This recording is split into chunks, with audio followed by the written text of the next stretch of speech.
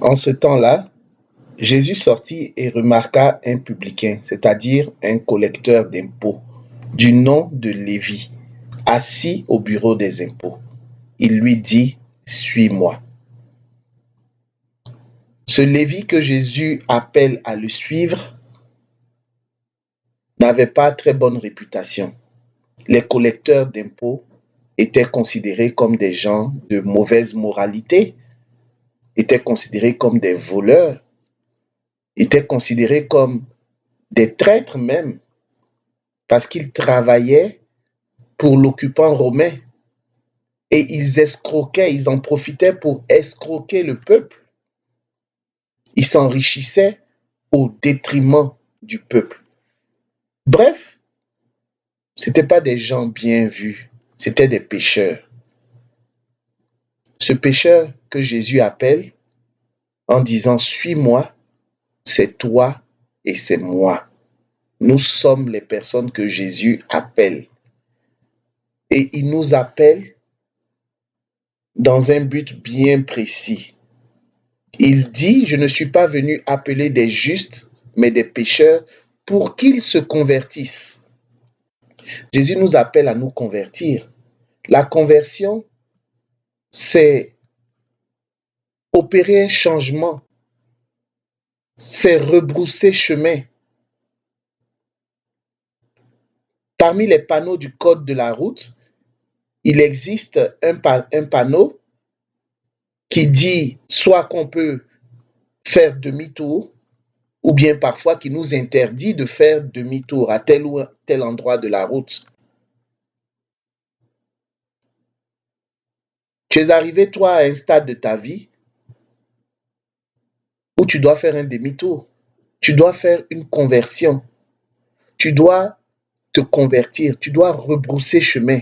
Parce que le chemin que tu as emprunté depuis des années, sur lequel tu as roulé, je ne sais pas moi, à 200 à l'heure, il n'a été qu'un chemin fait de malheur, d'épreuves, un chemin de perdition, un chemin glissant qui te conduit à la mort, qui te conduit dans un ravin. Jésus ne veut pas que tu poursuives ta route sur ce chemin, il veut que tu rebrousses chemin. Fais un demi-tour, tu as le droit maintenant, tu as l'autorisation de faire un demi-tour. Le demi-tour n'est pas interdit. Tu as le droit de rebrousser chemin et marcher dans la direction de Jésus. C'est cela que Jésus te demande. En Israël, il y avait 12 tribus, les 12 tribus d'Israël, parmi lesquelles la tribu de Lévi. La tribu de Lévi, sa particularité est que ses membres sont dédiés au service de Dieu. Tu es un Lévi, que tu t'appelles Francine, que tu t'appelles Patrice, que tu t'appelles Jean-Paul, que tu t'appelles Alexandrine, Catherine, Victoire, peu importe ton nom, tu es un Lévi. L'enseignement de l'Église nous dit que par notre baptême, nous avons été faits prêtres, prophètes et rois. Dieu nous a créés pour que nous soyons à son service. Dieu nous a créés pour que la vie qu'il a mis en nous lui soit dédiée. Tu peux occuper ton emploi dans le monde séculier. Peu importe, tu as le droit, c'est normal d'occuper ton emploi. Mais exerce ton emploi en sachant que ta vie doit être dédiée au service de Dieu. Exerce ton emploi pour qu'elle soit au service de Dieu. C'est ainsi que l'apôtre Paul nous dit, tout ce que vous faites, faites-le pour la gloire de Dieu. C'est cela le plus important. Tu es un Lévi, tu es une Lévi, si je peux le dire ainsi. Ta vie doit être dédiée à Dieu. Dieu t'appelle, tu es appelé parce que tu es aimé, Dieu t'aime. Dieu t'appelle parce qu'il a besoin de toi. La moisson est abondante, mais peu nombreux sont les ouvriers. Dieu a besoin de toi aussi dans sa moisson. Ta vie est importante.